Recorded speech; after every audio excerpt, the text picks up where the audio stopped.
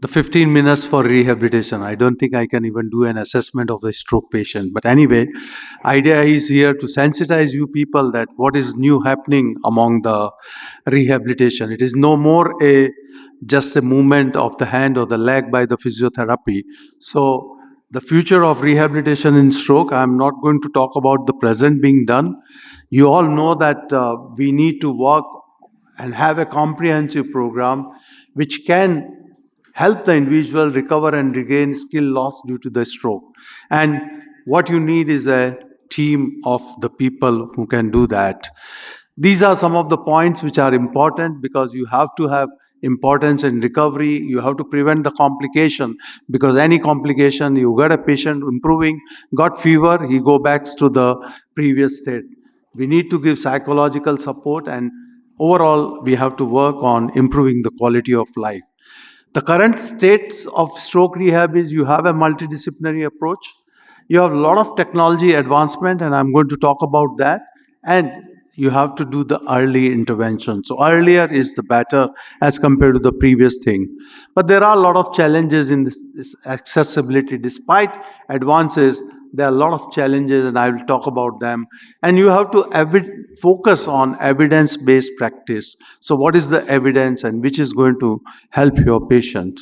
So what are the challenges which we face? There is a limited access to specialized neuro rehab services, especially in rural area. There are very few centers which are located in the cities. You need to manage complex and chronic condition with comorbidity that impact the recovery. Patient with a stroke with ejection fraction 20-25, you really have a challenge. How do you plan? Inconsistent insurance coverage, only during the acute admission that rehab is covered. Then patient require for 6 months, 1 year, it is not been covered. He has to pay from the pocket. And variability in the quality and availability of evidence-based practice. So it varies from individual to individual, person to person. And finally, difficulty in achieving patient adherence and engagement in rehab program because of various states. So recovery after the stroke is happening, and these are various methods which can happen. You have to work around the brain. There may be synaptic plasticity, angiogenesis, revascularization, physical therapy, pharmacological therapy, brain stimulation techniques such as TMS, DCS, and optogenic targeting strategy, and we'll come back to them. What are the newer treatment approach? And if you look at these newer treatment approach, these are some of the clinical trials which are going on, and these are the clinical application which are available at the moment and are being used. But these are some of the still clinical trials. So you have the combination, though many of them are available. The yellow one work on functional modulation, the red one, orange one work on injury repair, and these are the bypass establishment. These are some of the modern rehabilitation which technologies which we are going to discuss in next few slides. So if you have response of the patient to rehab treatment, 75% shows increased manual ability, 32% shows social participation, and 75% improve motor control in the affected limb at 6 months. So you got a good window that patient can improve. And these are some of the example of non-invasive therapies for the people seeking to recovery after the stroke, and like treadmill training without or with weight support, constraint induced movement therapy, we'll come back to that, virtual reality, the transcranial direct and magnetic stimulation, prism adaptation training for the social neglect, special neglect. So these are some of the non-invasive therapy. You can also read about them. These are the newer technology, bilateral arm training, biofeed, mental practice, mirror therapy, and robotic assistant therapy. So this is something, robotic as well as bilateral arm training. So what are the technology advancement? So these are some of the technology which are available for the stroke rehabilitation today. And robotic is one of them. Since the development of the system for last 20 years, they are joint specific. They can be for the ankle, for the hip, for the foot. So you have a robot for each part of the body, or you can have full limb robot which can be there.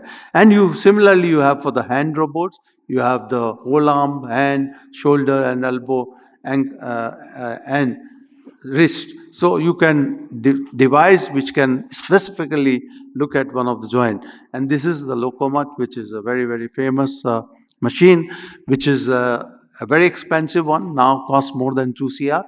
And though Locomat has been proven that it is more effective than therapy alone, and every fifth dependency is walking after a stroke could be avoided. There is a lot of profit from the robotic assisted therapy. So this is something which is used. But what are the advantages of it? There is a personalized therapy.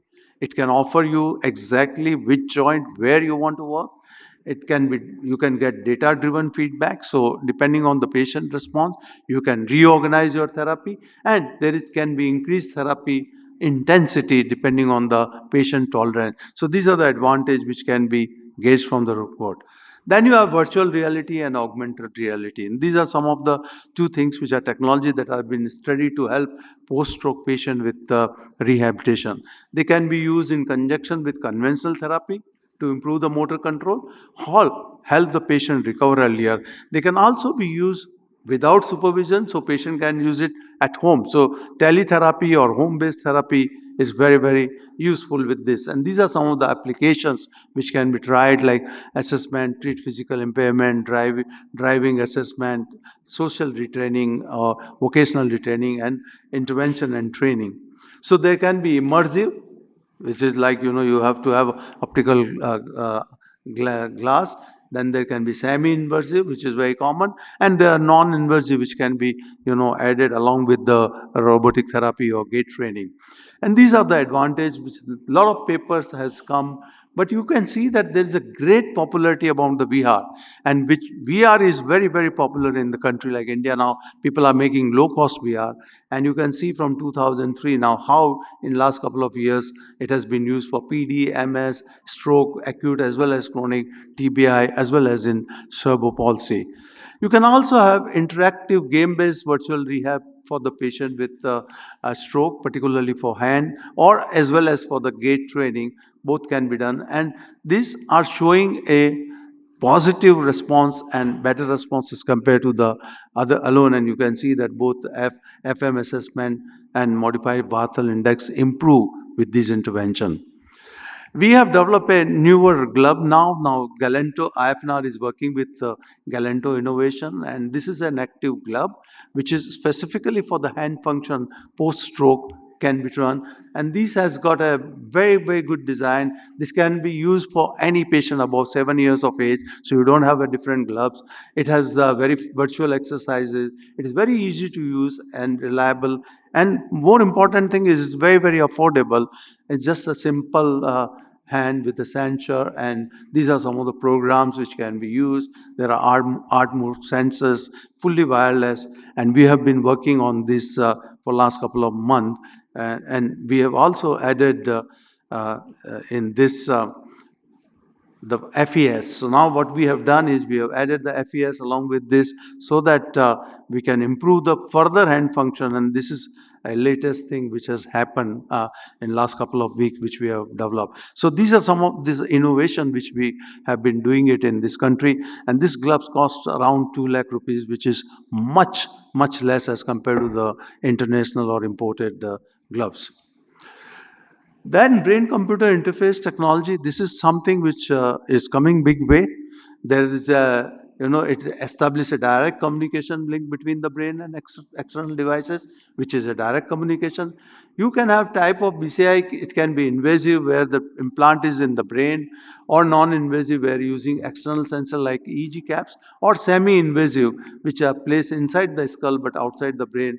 And what you are doing is it functions by capturing brain signal, typically through the EEG or other neuroimaging method, processing this signal to interpret the user's intention and then translating them into the command for external devices. And I am quite involved in this because on the panel of Government of India for the BCI, I have been actively involved, and you will surprise that we got, IIT got 126 channel EEGs to capture the BCI signal for the development of various kind of neurological rehab treatment for epilepsy, stroke, and others. So these are the two ways you can have. You can have brain EEG, which signals are given, they are processed, and through the hand functioning being done. And now they are also developing it through the mobile app. So all these signals are captured into the mobile app, and then the data are analyzed, and the patient is being given direction how to improve their hand function or the cognitive function particularly. So technology works on various kind of brain's ability to reorganize neuroplasticity. Ethical considerations are many, and we are working on various part of this, how to get the best for the BCI today. These are some of the applications which can be for motor recovery, speech and communication, assistive device, cognitive rehab, and you can get the real-time rehab. Uh, Jayanto spoke about AI, but there's a big way AI is coming in the stroke rehab to give the enhanced precision and consistency of the therapy. It could be personalized therapy, and you get the real-time feedback and monitoring so that patient can correct themselves. There can be increased therapy intensity and remote and autonomous rehabilitation through the AI-powered robotic system facilitate the remote therapy session. So these are something new which has been happening along with the rehab. The understanding the neuroplasticity is very important because the brain learns after the injury, and this can be through the synaptic plasticity neurogenesis, or what is most important thing is brain allowed to rewire itself and enable us to get the recovery of the lost function. So how neuroplasticity can be improved? This could be through the task specific training or mirror therapy, CIMT, incorporation of sensory stimulation, or integration of cognitive rehab. So these are the mirror therapy where, particularly for heavy neglect, you use the mirror to improve the functioning of the other part. And these are various studies which shows that it is a good adjunct to the conventional rehabilitation. Constraint-induced movement therapy is another important therapy, and it is only one of the therapy which has got type 1 level evidence, and where the normal hand is being tied and patient is asked to use the paralyzed hand at least 8 hours a day. And the EXCITE trial is something which is given the evidence that there is an improvement in the motor function of the patient with significant improvement even in the chronic stroke. So something which we need to learn, that our patients should undergo the CIMT, which is simple and easy to do. Body weight support treadmill training is very, very important. It improves the gait, and this is what we built up at Nair Hospital. When I started a neurorehab OPD, this is a home local made. I donated the treadmill, built up a frame which costed 25,000. But today you got state of art body supported treadmill which can be used, and they are almost there in any rehab unit across the country who are doing.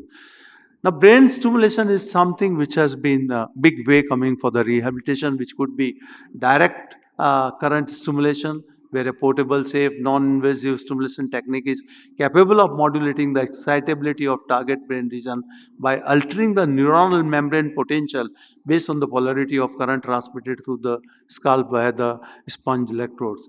And these are some of the pilot studies which shows that there could be a long-lasting effect of this brain stimulation for both acute as well as chronic setting.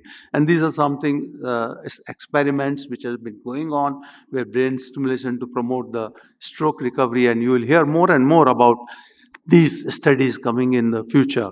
Similarly, you have RTMS, where there is a repeated transcranial magnetic stimulation is being given, both positive or negative.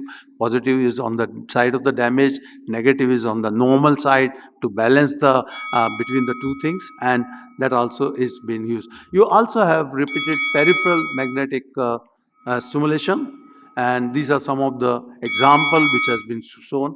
I'll take one or two more minutes. These are some of the infra. And lastly, I want to let you know that there are new things which are coming is enhancement of neuroplasticity and personalized medicine. So you have the transplant of the nerves to the paralyzed arm. This has been done very much in China, and I was surprised when I saw them that they are doing for hemiparetic arm, taking out the brachial plexus from the normal side and grafting them into the abnormal side to improve the hand function. I think this is something which will be a good way. Same is the stem cell, which is a big way. There are cell therapy for the stroke. This has been done. You have gene editing and CRISPR, advances in biometric, nanotechnology. combining stem cell and neurotrophic factor and integrating artificial intelligence. So regenerative rehabilitation is something which is going to come in next couple of years. These are some of the global research.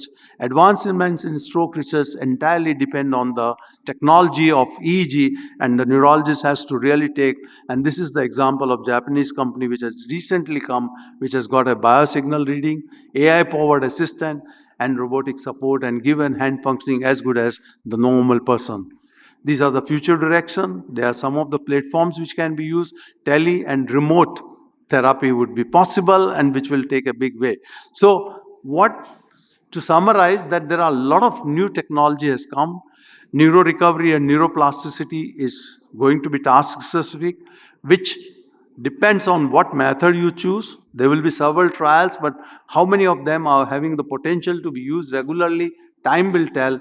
There are a lot of new technology which is giving hope for the future, and we look forward to a new era filled with exciting time for the stroke recovery. Thank you very much.